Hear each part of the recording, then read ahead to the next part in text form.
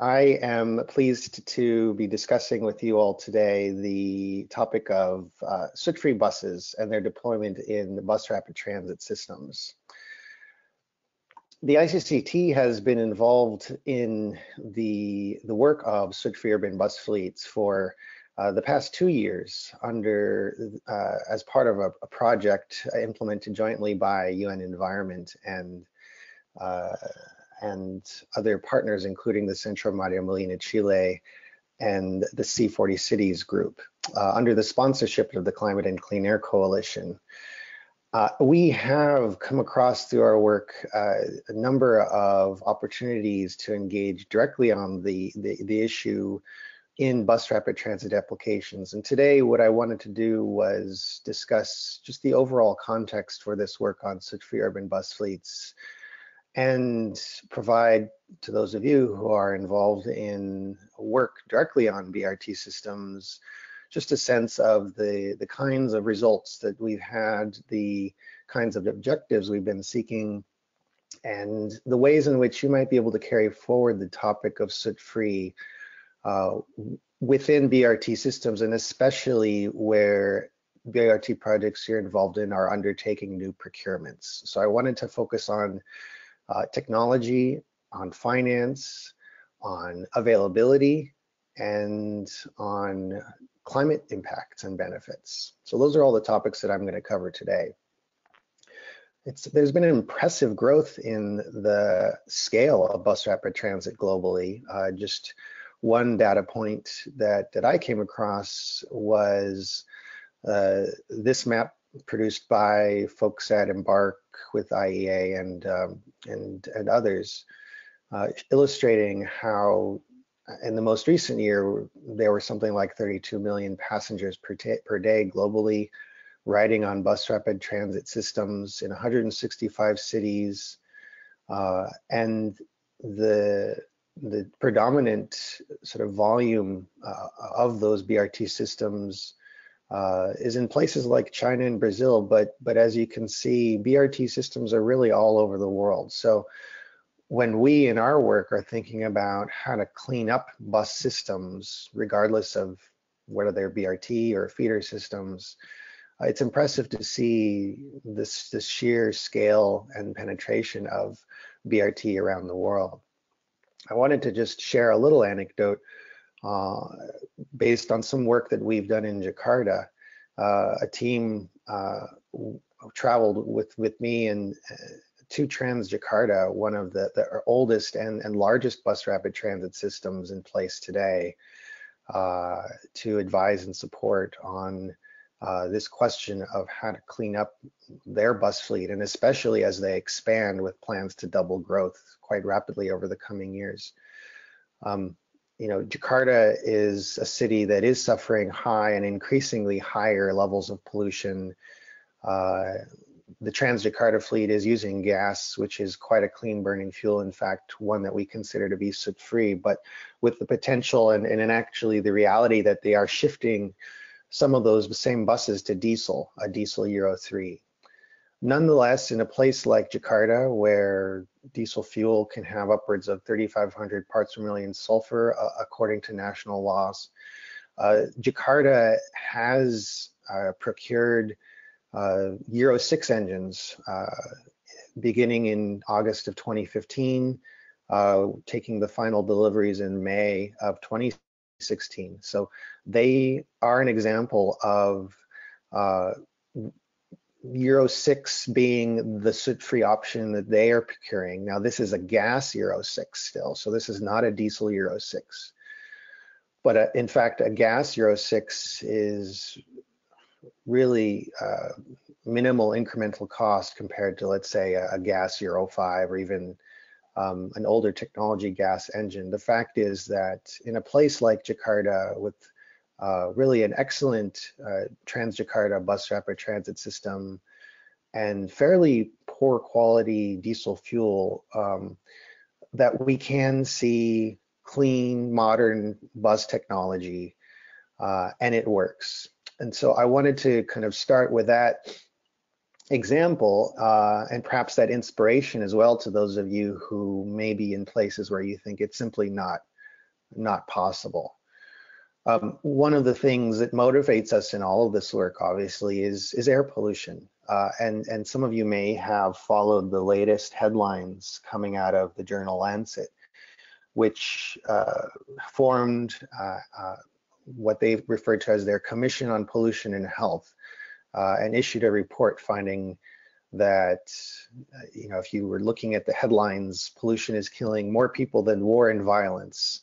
I think quite a dramatic and eye-catching statement. Interesting to me was the fact that out of the 9 million deaths that pollution from all causes is generating, about half of those are attributable to outdoor air pollution alone. So when we think about the global impacts of pollution and the sheer volume of mortality that generates, that air pollution is a significant contributor and the largest contributor to that. And when we think about the transport sector, we know that the biggest and most important cause of pollution generated in the transport sector is the diesel engine. And I don't want to do just a blanket characterization here of diesel engines, because we do believe that there are clean diesel engines. But the vast majority of, let's say, older diesel engines are the ones that are contributing the most to the emissions in the transport sector. And in response to that, of course, there are the health impacts. We understand, for example, that based on decades of research conducted by a number of scientists internationally, diesel engines have a carcinogenic effect, a toxic effect. The World Health Organization found about 5 years ago that diesel exhaust causes cancer, which is to say that there really is no safe level of exposure to diesel exhaust. And so the motivation to avoid lung cancer should include elimination of exposure to diesel exhaust. We know that more than 80% of buses today that are sold are using diesel engines, and I have some data that'll show how much of that is soot-free. But more so, we know that buses are a big factor in the emissions of the transport sector writ large. And we unfortunately don't have more recent numbers, or in the process of generating them for 2015. But at least for numbers we generated back in 2010, we found that buses are 28% of the PM 2.5 emissions generated within the on-road transport sector. And the main reason is that most of those are diesel engines and older technology diesel engines. So despite the fact that buses may account for something like 1% or even less of the number of vehicles on the roads today, they are producing quite an outsized share of the PM emissions that are generated in the transport sector. And this is an issue because, of course, many of us who are working on climate issues, we see investment in public transit and in buses in particular as a key strategy to deliver low carbon sustainable urban transport. But I think our worry is that insofar as we make those investments with groups like the International Association of Public Transport Authorities, aiming, for example, to double the share of travel on public transit modes by 2025. Those kinds of investments must be sensitive to the technology that's being used on the buses. And while air pollution is one worry, climate is actually another worry, because there can be some climate disbenefits. And I just wanted to focus here on black carbon specifically. For those of you who have not been following the climate science, black carbon is a product of incomplete combustion. It's an ultrafine particle that you can consider it a form of fine particulates, a form of PM 2.5. In fact, black carbon is perhaps better characterized as PM 0.1. It is the material that makes the diesel soot appear black in color. And it's that black color that causes a high degree of atmospheric warming with direct heating of the atmosphere. These maps illustrate some of that, as well as heating and melting of ice and snow, insofar as the blackness of those black particles is actually changing the reflectivity of bright surfaces and leading to the increased absorption of solar energy and the accelerated melting of that. And as a consequence of that, those emissions of black carbon, there are significant climate impact, but also benefits to the extent that we can control those black carbon emissions. One estimate comes from the Climate and Clean Air Coalition is that we could avoid by 2050 half a degree of warming if we did combined controls of black carbon and methane. In this example, I believe they were looking at something like a 75% reduction of black carbon and a 25% reduction in methane emissions. That would give us that 0.5 degrees avoided warming.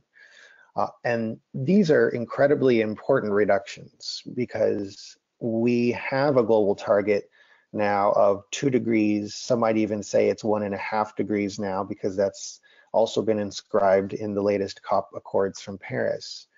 But if we don't tackle these short-lived climate pollutants, and just to include in that basket the HFCs, if we don't tackle these short-lived climate pollutants, we run the risk of simply not being able to meet that 2-degree target. And we can debate all day whether or not we can ever meet the 2-degree target. But let's just say that the odds are much greater of meeting that target if we tackle these pollutants, which we honestly should be tackling anyway because of their health impacts. And so I think there's a positive message here, which is that at least when it comes to diesel engines and when it comes to buses specifically, the solutions exist already. And just to illustrate the example, that comes from some filter testing that has been done here in California. When diesel engines are tested with an array of different technologies, going from an uncontrolled diesel engine to one that has a diesel particulate filter, we go basically from white to black, from black to white, which illustrates how effective certain controls can be. And sort of to put a finer point on it, we have a wide number of control options. And when it comes to the diesel engine specifically, it's clear to us that there are technologies like the diesel particulate filter that can basically eliminate the black carbon, that can basically eliminate the fine particulates, that can give us soot-free diesel engines. Now, I'm going to talk about other kinds of technologies that we also consider to be soot-free, but in all of this, the main issue is how we clean up diesel engines that are on the roads today and how we ensure that future bus engines, whether they be diesel or otherwise, are the cleanest that they can be to avoid those pollution and health impacts. How do we get this technology on buses? Well, we take a policy and performance perspective. We know that there are various stages of emissions control for those countries that follow the European pathway, and that it's only until you get to the Euro 6 level that you can get essentially soot-free emissions. And the main reason for that is that it's the Euro 6 emissions level that requires the use of technologies like the diesel particulate filter, since no other emission standard really requires that in buses. And with that, we get something like a 99% or greater reduction in the black carbon emissions. And so any other emission standard that buses are being designed to simply are not soot-free, and we cannot categorize those as such. Combined, of course, with that emissions performance is the very important and necessary enabling fuels. So for at least a diesel engine, it means having available 10 parts per million sulfur diesel fuel. Let me just touch on the other technologies and really the broader point of how we're defining soot-free here. So as I just illustrated, any Euro 6 can be considered a soot-free, and this is the full Euro 6. We're not talking about any kind of a modified Euro 6. option. But in addition, the US or North American standards equivalent to EPA 2010, which also require technology like the diesel particulate filter on diesel engines. And so we start by taking this sort of performance-based approach to our definition of soot-free, and it's a fuel-neutral definition as well.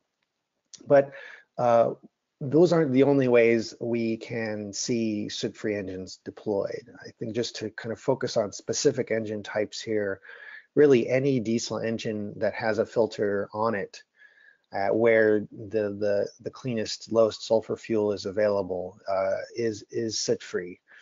But in addition to that, any gas engine, since gas is a much cleaner burning fuel, in addition to any zero emission electric drive engine.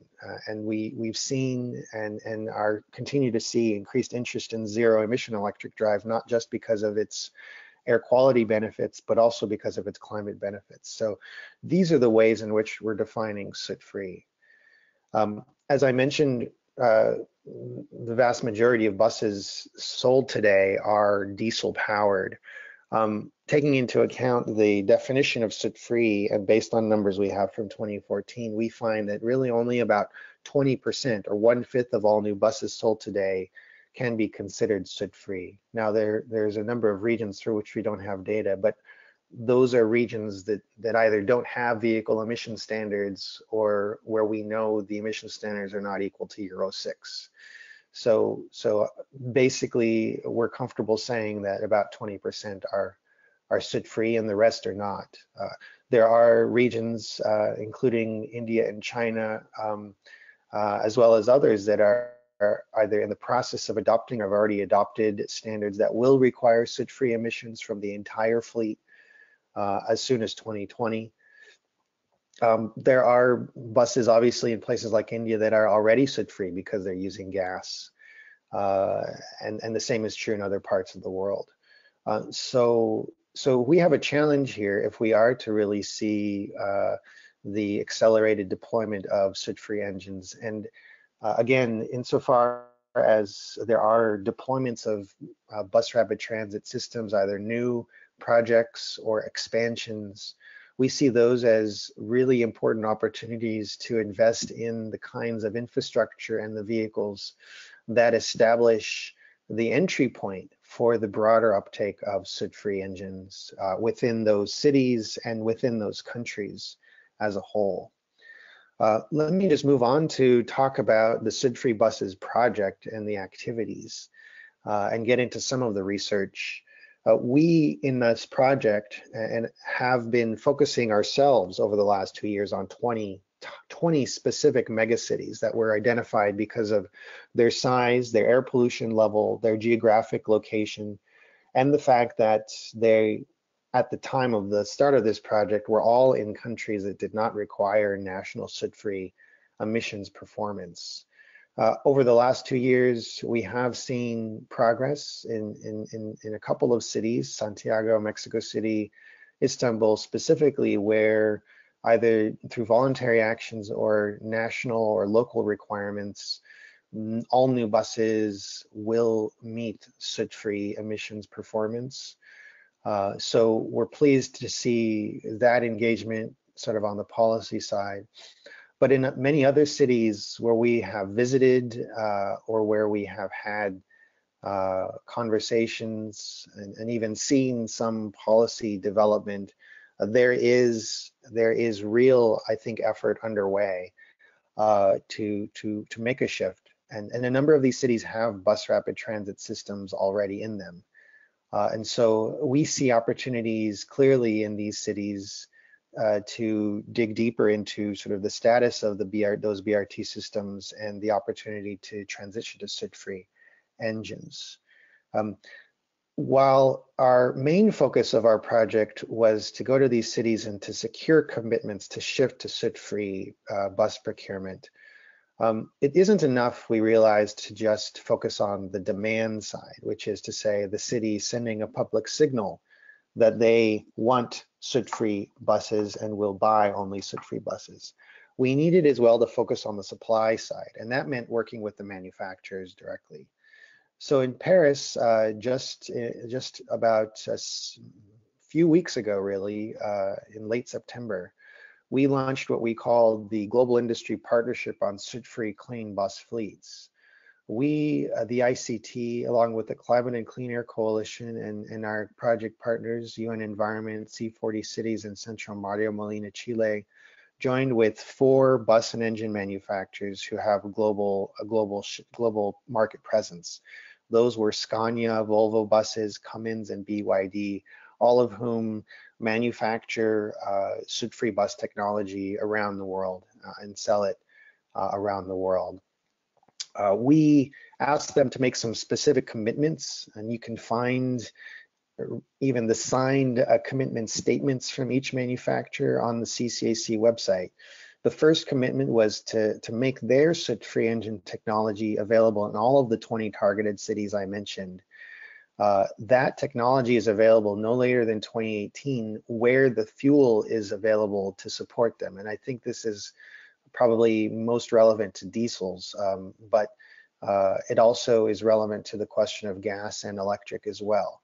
Cities that don't have that fuel have to first make it available and take that first action in order to gain access to the soot-free technology these manufacturers are providing, but they have committed to make it available in those 20 cities and potentially to others as well. They have committed to provide product specifications regarding their products to the cities and to identify a point of contact for further follow-up, including activities like demonstration and procurement. So they're really working with us to break down the barriers to gain access and knowledge about the technologies they provide. Furthermore, they've volunteered to provide public reporting on the number of soot-free buses and engines they sell, and to update all of the information on product specification, contact, and public reporting on an annual basis. So this is, I think, a really important signal from the manufacturers, and something that cities specifically should take advantage of, and especially those of you who are working in any of the 20 targeted cities.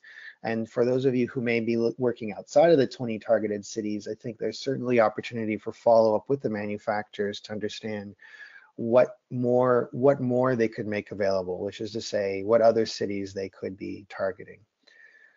We also wanted to broach the question of finance. How do we pay for these buses? And I think that's another really important question that many of you are dealing with and are curious about, since we want to know, are these more expensive? If they're more expensive, how much more expensive, etc.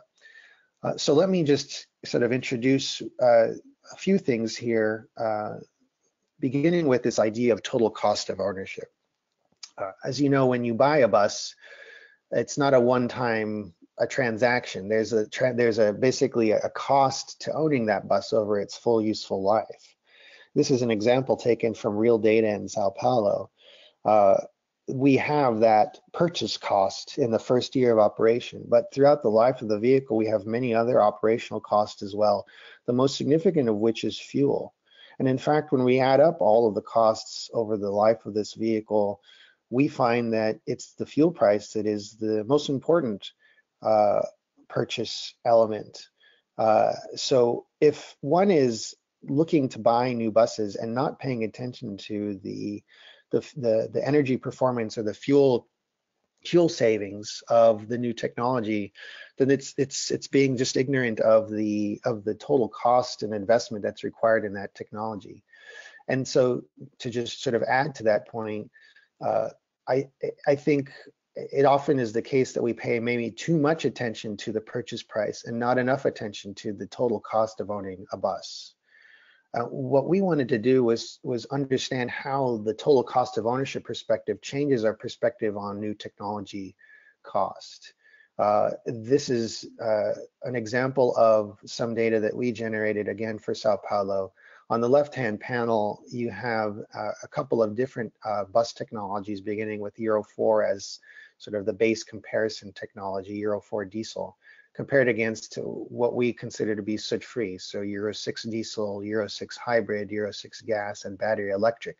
And as you can see, if we're just focusing on the upfront purchase price, then yes, these cleaner technologies are basically adding equipment and other sort of more advanced elements to the vehicle itself, and that does have a higher cost.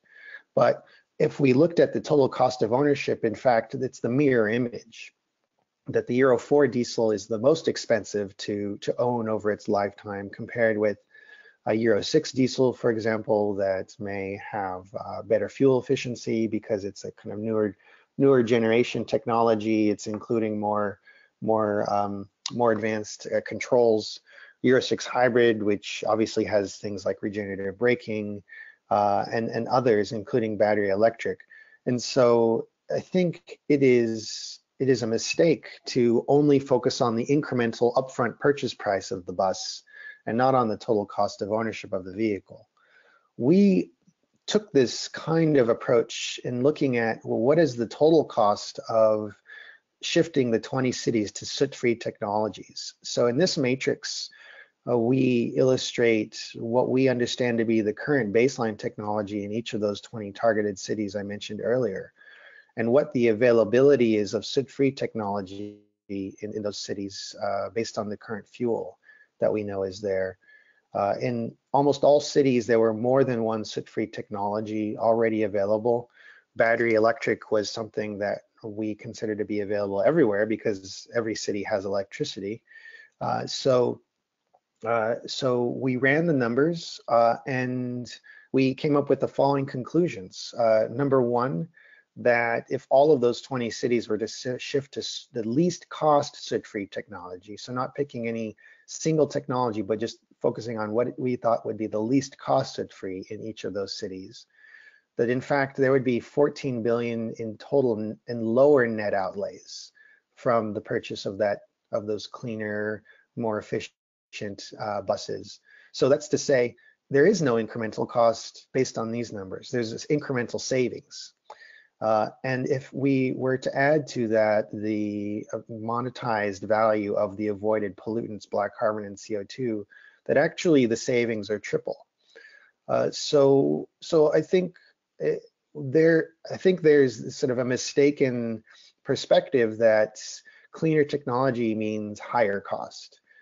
I really hope that this study, which you can find on our website now, starts to defeat that idea and illustrate how important total cost of ownership is.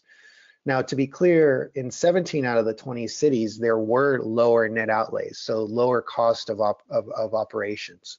In 3 of those, there was a marginally higher, and when I say marginally, I mean somewhere in the range of 2 to 3%, if we assumed low diesel fuel prices. One of the main reasons why there were marginally higher costs was because, again, going back to fuel, and in those cities, diesel fuel is simply so cheap that it's difficult for the more efficient technologies that use less diesel fuel to compete against that. And basically, it's allowing sort of dedicated older technology diesel engines to continue to use diesel fuel. And so as diesel fuel prices get higher, the advantages that come with shifting to cleaner, more efficient soot-free buses are greater. And so again, looking at this as a total cost of ownership perspective is the key here. We're not that's the only way we can get these numbers is by looking at it from that perspective. We made a few recommendations for local governments, for example, to take advantage of this. We think and advise them to adopt minimum soot-free emission requirements in public procurement of buses. And I think this is something that any BRT system can simply do on its own. Obviously, where the fuel is available and when it's not available, there have to be investments made in that infrastructure. There must be, if it's simply not feasible to set some kind of a minimum standard like that, it's certainly feasible to request a soot-free option in any bid, just for comparison, and to do even more, to actually request a total cost of ownership analysis in those bids. So manufacturers know how to do these calculations. They I think it's in the interest of operators to make them compete on the total cost of ownership and not just on upfront purchase price. Since finance institutions are obviously heavily involved in investing in BRT systems, one thing they can do is favor minimum soot-free emissions in the projects they're financing, favor total cost of ownership, and where they have funds available, but projects kind of waiting in the wings. One thing they can do is just to inform those potential applicants about how they can access that finance to support soot-free deployments. In all of this, which has a very local focus, I wanted to just emphasize the national potential that comes from emission standards and other actions, since scaling up at the national level through Euro 6 emission standards and ultra low sulfur diesel fuel is one way to make soot-free technology more affordable to everyone, and basically the baseline technology, so that sort of these city by city efforts don't have to happen.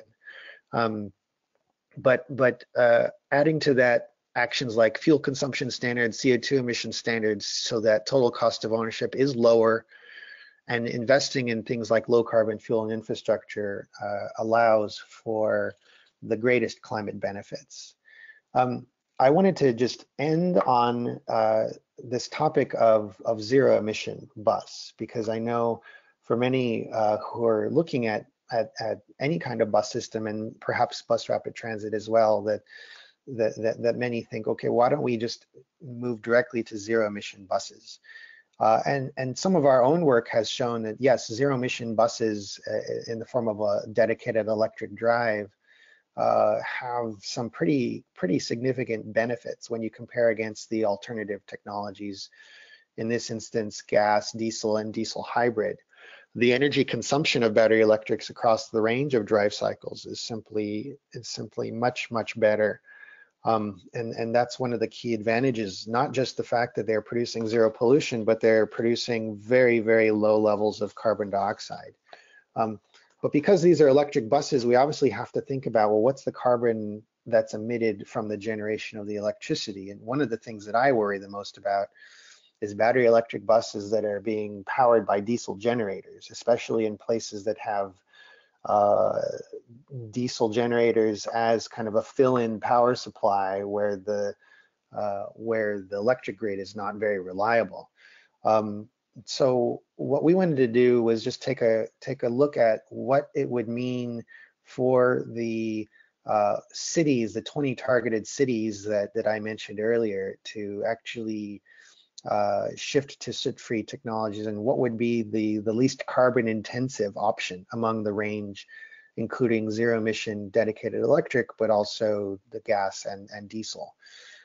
And one of the inputs was just this understanding of what is the carbon intensity of the electric grid. Is it possible that in any of these cities, the zero emission electric drive is actually worse for climate than the alternatives?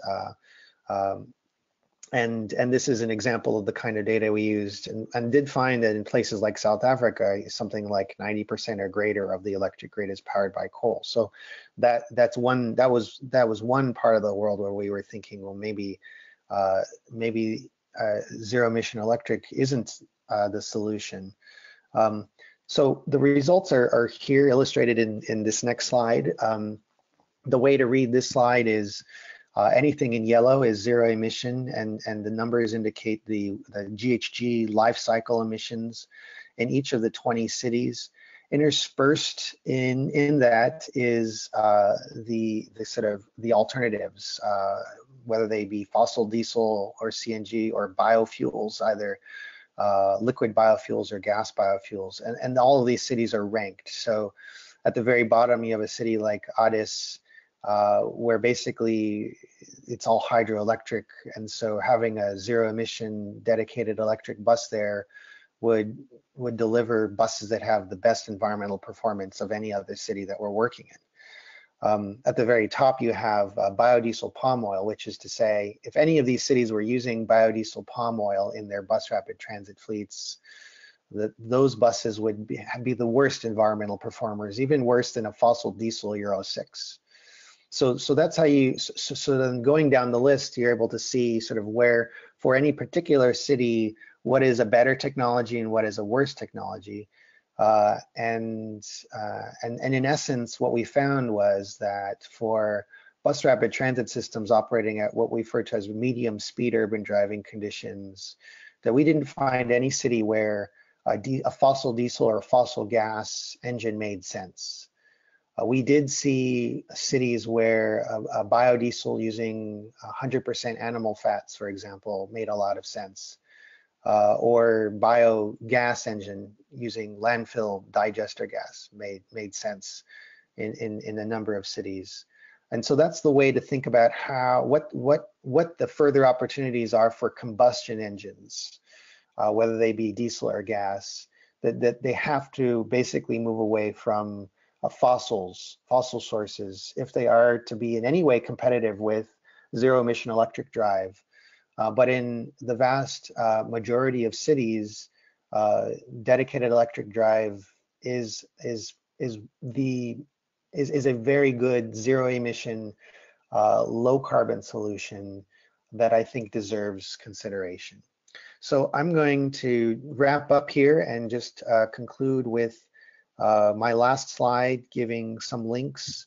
I believe we'll be making these slides available to you all, including recording of the webinar. And so if you aren't able to jot this down right now, don't worry, you will have access to the slides and can find all the reports that I've just discussed available on our website. And so with that, I'd like to end my presentation and thank you all very much. And I will now hand it over to Sarah, and I believe we have some time left to take some questions. So I'll stop there. Sarah? Thanks, Ray. Yeah, we can go ahead and open up the floor for questions. So if you have a question, go ahead and use the raise your hand tool and we'll go ahead and unmute you. And just while we're waiting, the industry partnership that I mentioned, we obviously don't see that as kind of like a one-off thing. That in fact, at this moment, we're working with those 4 industry partners that I mentioned to explore what I'm referring to as a working agenda. And so the idea there is to carry forward a discussion, an ongoing discussion with them about things like procurement best practices for buses, demonstrations and pilots in cities,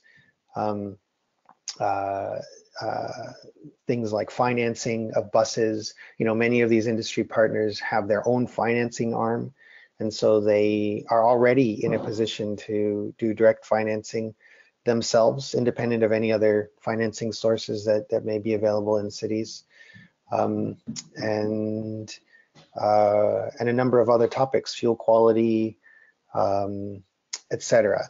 So I just wanted to mention that for those of you who may be interested in this industry partnership and what it means. Hopefully the information that they're making available is useful to the cities, to operators. We would like to see more partners join, and I expect that there will be. So we think that's an important step, and certainly want to ensure that there is private sector engagement in this topic. Looks like we have one question, so I'll go ahead and unmute Adriana. Hi, this is Adriana from Stockholm Environment Institute, and my question is, perhaps it wasn't mentioned explicitly, but how does inspection and maintenance figure into this program? Because no matter how clean the fuel is and the technology of the buses, if there's not a proper inspection and maintenance program in any of these cities, such as Nairobi or Addis, then the clean technology of the vehicles, such as diesel particulate filters, immediately clog. So is that figured in your program?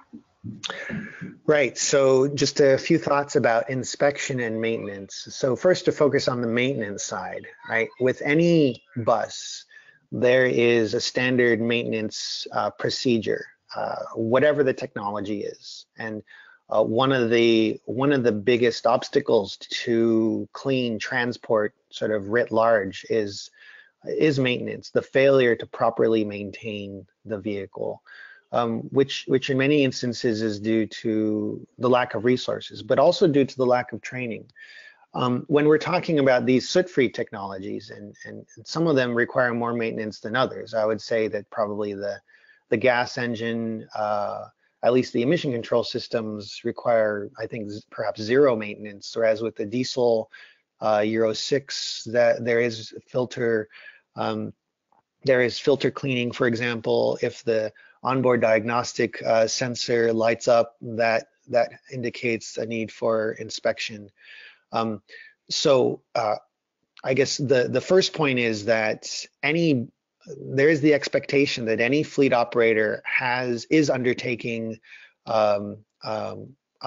standard maintenance practices, and if they're not, then they run the risk of either voiding the warranty on the vehicle, or simply not being given a warranty by the manufacturer. So there are the risks that the operator, him or herself, is running. So what's the role of public policy here in inspection and maintenance? I guess so that's the second question. There obviously are there is in any kind of clean transport program in a city a need for inspection and maintenance programs, effective inspection and maintenance programs. One of the things that makes the technology I discussed, soot-free technology, Euro 6 equivalent technology, I think so much more favorable to inspection and maintenance is the existence of first, durability guarantees with that. With any kind of a Euro 6 engine, the manufacturer must demonstrate real-world emissions technology performance for 7 years or up to 700,000 kilometers. So the technology is intended to be durable and in fact require less maintenance as a way to avoid, or as a way to actually extend the lifetime of that technology. So I guess the strategy there is really a technology strategy, how to avoid the need for maintenance, intervention from the human actor to keep the quality of those emissions going. And when it comes to bus rapid transit fleets specifically, I guess the policy question there is really one about resources, ensuring that there is sufficient resources made available to the operator to invest in the people, the tools, and the training that's needed to support that. In those places where it simply seems impossible, right? Because in many cities it seems impossible to get any proper maintenance going. There is always the option to do what's called a service contract with manufacturers. So that is in fact what was done in Jakarta, in the city of Jakarta, with the Euro 6. The manufacturer, Scania, in that instance, offered a servicing contract. So they sold the buses, and then they said, if you pay this extra amount, we'll basically be the ones to do all of the maintenance for you. We'll be the ones to make sure the fuel quality is the right fuel quality. We'll find all the replacement parts where they are needed. And so I think that can be an attractive solution in those places where we know they're just very high hurdles, if you will, to getting effective maintenance done on the vehicles.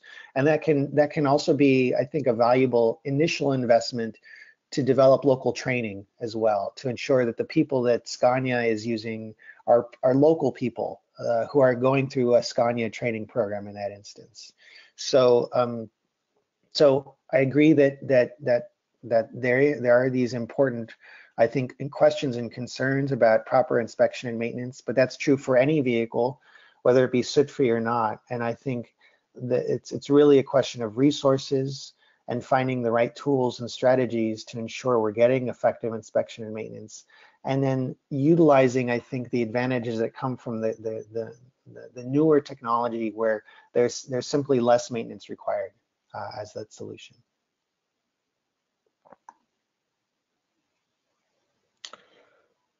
Okay, Sarah, any others? Yes, we have one question submitted in chat. Did the financing study look at the cost of adding a charging infrastructure to the total cost of ownership calculation? Yes, the answer is yes. Speaking about charging infrastructure, where we were looking at the dedicated electric drive. So the total cost of ownership for dedicated electric drive does include charging infrastructure.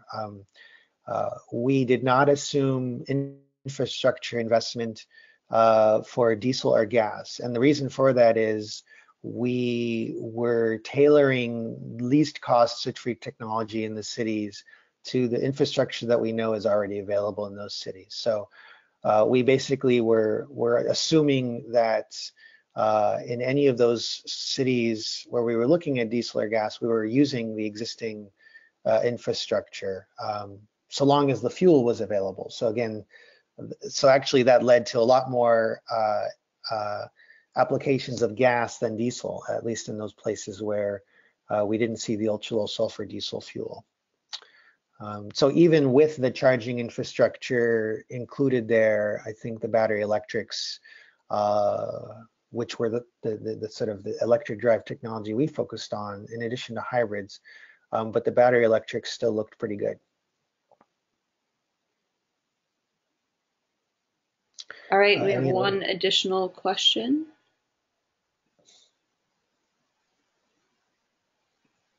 For the presentation. My name is Cecile. I work for the World LPG Association. I'm glad that you mentioned this initiative, the Global Industry Partnership on soot-free clean buses, because I believe that procurement is a key issue that public procurers face when they want to purchase alternative fueled vehicles. I'm not talking about diesel here, but more gas and electric.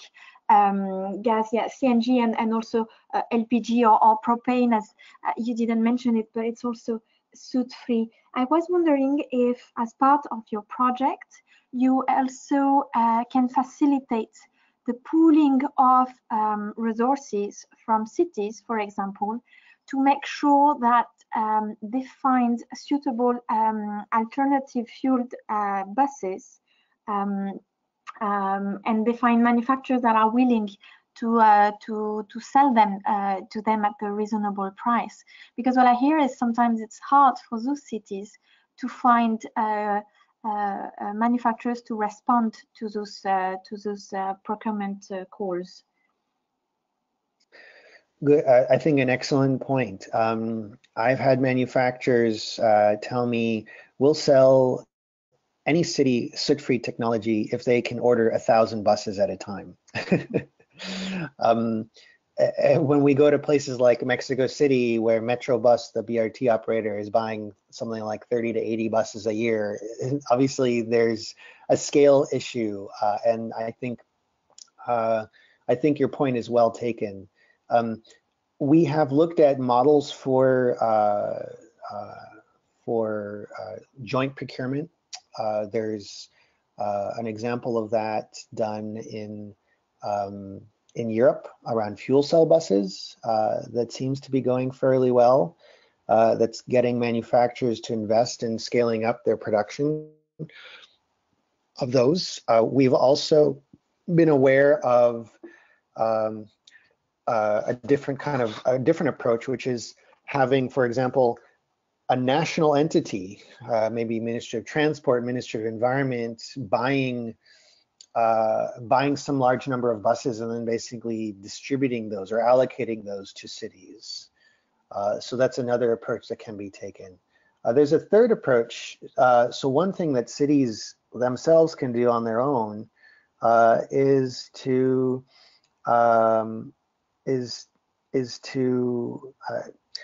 basically think about their procurement over the long term. So I think often cities wait until they have the money and then they buy buses in a given year.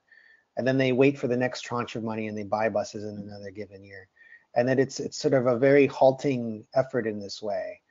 That if a city can, or a BRT system or an operator, whoever it might be, can do a bit more long-range planning and signaling about their technology direction, that I think can facilitate conversations with manufacturers to say, look, can you give us this technology over the next X number of years? If maybe it could be 5 years, 10 years, because over those longer time periods, you're obviously assuming the purchase of many more buses.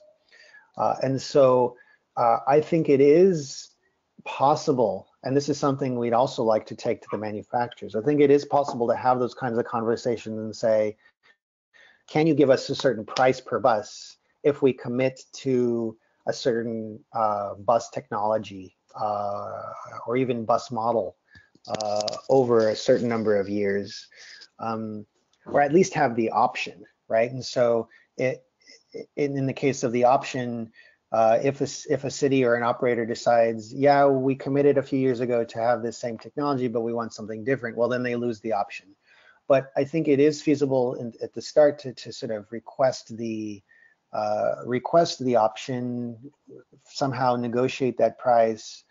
And this is important for the manufacturers, who then can do their own long-range planning, which is necessary for them to scale up production and to offer, I think, a competitive price. The last idea is how to kind of link up cities in a way, so to link up cities within a given region around a single procurement. And I think that I'm surprised that this doesn't happen more. We are, as I mentioned, working in this project with C40 cities, which has it's 80 plus or more cities now around the world. They also have their C40 finance facility, which is basically a funding mechanism for financing cleaner technology buses, and that's something that we would like to explore further, to see how bringing together cities and manufacturers could lead to maybe a standardized bus model being available, more standardized bus engines or bus technologies being available as, say, a base option. And then perhaps cities could, if they really insist on it, could deviate from that and incur a higher cost. But I would like to see us go in that direction, where we're working with the manufacturers, where they're providing some kind of low-cost base model that's sort of a default option anywhere, and then going from there and seeing whether we couldn't facilitate some kind of joint procurement in that way. So I think a good point, and something that I expect we'll be looking at further. Thanks, Ray. We have another question that was submitted. What has been the strategy towards the regular non-BRT buses in these cities? Another great point, right? And so the phrase non-BRT buses can refer either to, let's just say, feeder buses, or it can refer to the privately owned and operated service, maybe even the informal sector of bus service. Our project has tended not to focus too directly with those actors, because honestly, it's a more challenging kind of environment. One of our primary theories of change in this work is to focus on captive fleets that are publicly regulated or publicly operated. And the reason for that is the public entities are the ones also involved in policy decisions and choices, and also have access to, I think, greater levels of resources, including international or national loans, etc. Banks are also just more willing to finance or fund a public entity than they are some of these private actors. So there was simply kind of a feasibility question there. But we also weren't necessarily looking for scale at the start of this project. We were looking for entry points. And so as I focused on all those 20 cities, our goal is to see a transition in all the buses operating in that city, and for that matter, all the vehicles in that city. But in many of these cities, there simply is no starting point. And so we wanted to just identify at the minimum one fleet, preferably a publicly operated or regulated fleet in each of those cities that can make the shift. This is where I think BRT can be so attractive, because in many cities, and I'm thinking here specifically about many cities in Africa, but also in Latin America, the BRT system does get public finance, or does have international kind of advice and support. It is formalized. It tends to prefer newer bus technologies already. It is kind of a locus for infrastructure investment already. So to me, BRT systems are a really attractive entry point in places where you simply have low quality fuel, low quality bus service already, little national engagement, maybe even the absence entirely of emission standards at the national level.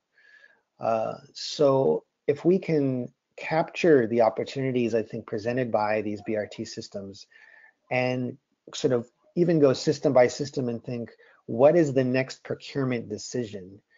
Then I think that informs the conversation about how we start bringing in the cleaner soot-free technologies into the fleet.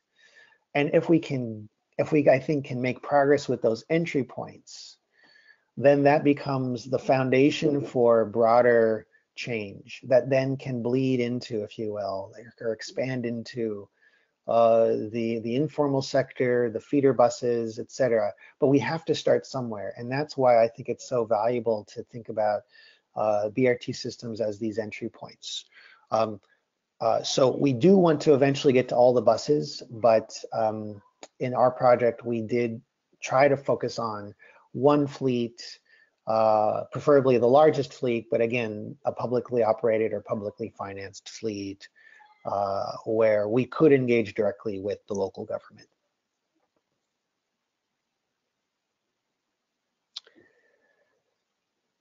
All right, Sarah, it looks like that may be the last question. Is that right?